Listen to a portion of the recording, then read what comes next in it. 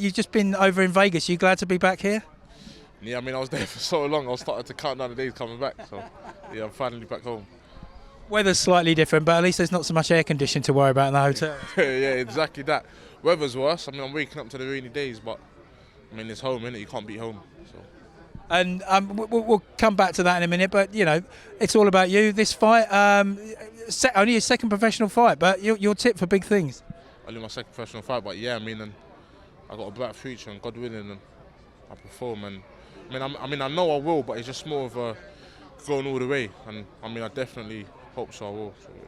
Do you think, I mean, because you're sort of very highly thought of in boxing circles, does that put any more pressure on you to do well? No, not at all. I mean, it's fighting, and I like fighting. So I mean, when I'm in the ring, I like to chin people. So it's just something I like doing. So no pressure at all. Just fill us in a bit on your background for anyone that doesn't know. When did you first get into the boxing game?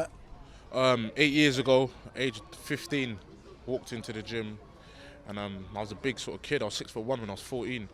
So, and then started at 15, and within a year, when I was 16, I was junior ABA champion. So I just stuck at it, grinded it out, and went through the educational process, finished that, and then turned professional. So educational process being school or being university or? Yeah, I went to school, did 11 GCSEs, I went to college, and then I went to university, and then graduated in university. Wow, so you've got something to fall back on in, 10, 15 years time when you've called it a day in the ring? Yeah, I'd like to hope so. I'd like to hope so, but yeah, most definitely. But as I said, it's only your second fight coming up. Realistically, this time next year, where would you like to be? Where would you like to see yourself? Realistically, in 12 months, I see myself fighting for some sort of titles. I mean, I wouldn't mind fighting for a British title, that would be very good.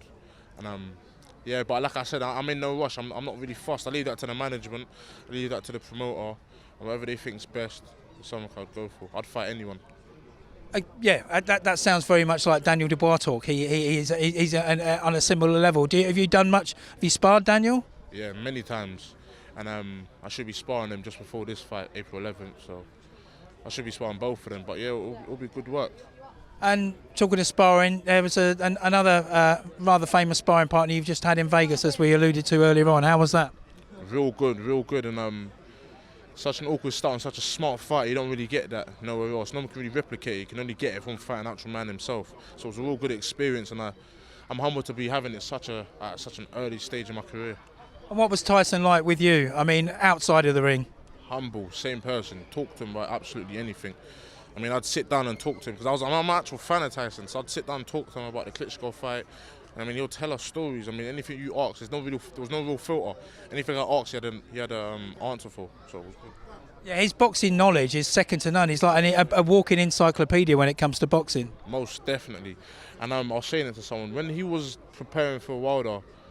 They were so serious about it. I mean, I would watch him spar. I mean, I'd watch him hit the bags. I'd watch him after sparring. His footwork was like, nope, your foot should be here. Nope, you should be doing this. Nope, you should be like, they were all precise to a T. So. Yeah, I mean, before the fight, he said he was insistent that he was going to come out, knock him out in 2 rounds. We spoke to Deontay. A lot of people in boxing thought, that's the mind games. It's going to be the same fight. You must have known different. Yeah, I mean, I said it would be a knockout. I knew Tyson was kind of putting the pressure on. Even from round 1 when he was running over across the ring and stuff, he was doing that in sparring. So, yeah, he was taking it very serious. And how was it sparring with him? I mean, does he really go for it? Is he really unloading in sparring, or did he take it easy on you? Did you take it easy on him? Definitely going for it. There's times when we were trading, literally just standing in the middle of the ring trading, and like he was actually going for it. He was coming on with new tactics and whatever not. So yeah. And were you sort of trying to replicate the style of Wilder, especially because I know that's very difficult because he's got quite a unique style, shall we say? No, he's too much of a bad boxer for me to replicate. So I was being myself, letting my right hands go, and yeah, just having fun with it. Yeah, and the fight itself, you were there obviously. What did you make of that? Good experience, good atmosphere. I was saying he got a standing ovation after the actual fight. It seemed like 80% of the crowd was there for Tyson. It was crazy. But the way in which he did it, I mean, like